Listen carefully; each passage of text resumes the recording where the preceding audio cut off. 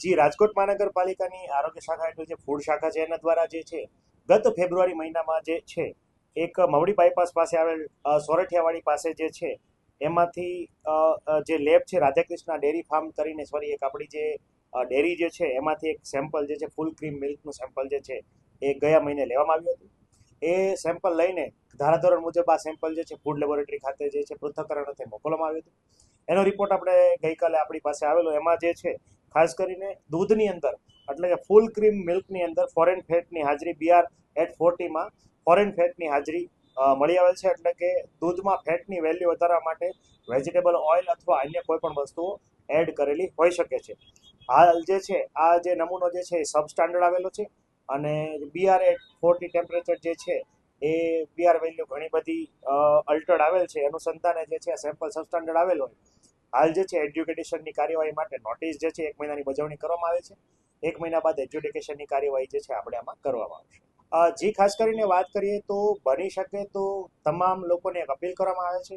હાલ જે છે FSSAIમાં એક સુધારો પણ ટૂંક સમયમાં જે છે એ આવી રહ્યો છે કે તમામ જે લૂઝ મિલ્ક સેલર્સ હોય એમને પણ ફૂડ લાયસન્સ લેવું ફરજિયાત જે છે એનું અમલીકરણ પણ જે છે સઘન રીતે રાજકોટ મહાનગરપાલિકાની ફૂડ શાખા દ્વારા કરવામાં આવશે. આ ઉપરાંત ખાસ કરીને લોકોને એક અપીલ છે કે બની શકે તો તમારી સામે તમને વિશ્વસનીય હોય એવા જ દૂધ ઉત્પાદક અથવા વિક્રેતાની પાસેથી જ દૂધ ખરીદવાનો આગ્રહ રાખવો જોઈએ.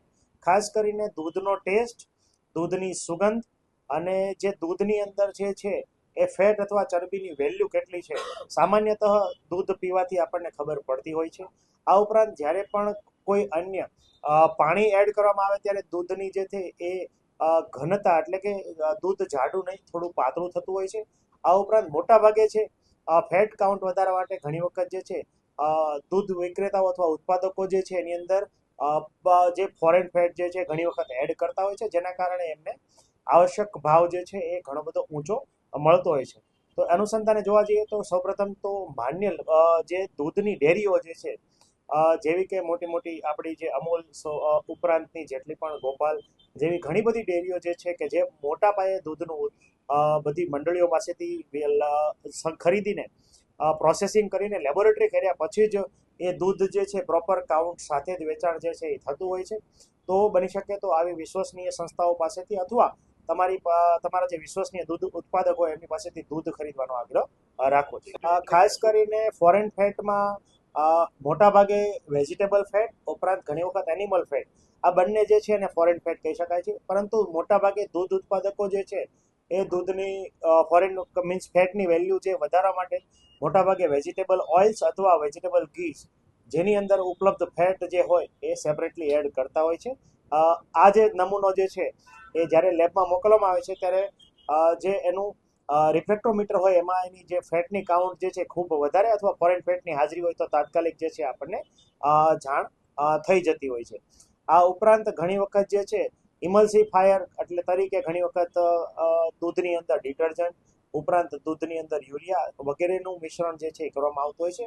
પરંતુ મોટા ભાગે ભેળસેળની અંદર દૂધમાં પાણી અને ખાસ કરીને ફેટ કાઉન્ટ વધારવા માટે ફોરેન ફેટ એડ કરવામાં આવતા હોય છે.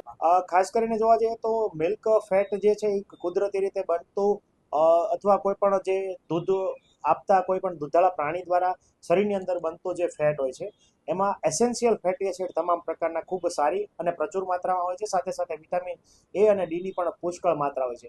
જ્યારે વેજીટેબલ ફેટ અથવા ફોરેન ફેટ એમાં એડ કરવામાં આવે છે ત્યારે એમાં જે એસેન્શિયલ ફેટી એસિડ જે છે એ ના હોવાને કારણે એસેન્શિયલ સિવાયના ઘણા બધા ફેટી એસિડ હોય છે કે જે તમારા શરીરની અંદર ખાસ કરીને તમારી ફેટની જે મેટાબોલિઝમ છે એ ખોરવતા હોય છે. અને લાંબા ગાળે આવું દૂધ જો ફોરેન ફેટવાળું દૂધ પીવામાં આવે તો ખાસ કરીને તે ઓબેસિટી મેદસ્વીતા ઉપરાંત જે છે લાંબા ગાળે ડાયાબિટીસ અને હૃદયની જે નળીઓ જે છે એની અંદર એથ્રોસ્ક્લેરોસિસ આર્ટેરિયોસ્ક્લેરોસિસ વગેરે જે છે બીમારીઓ જે છે એ નોંધે છે.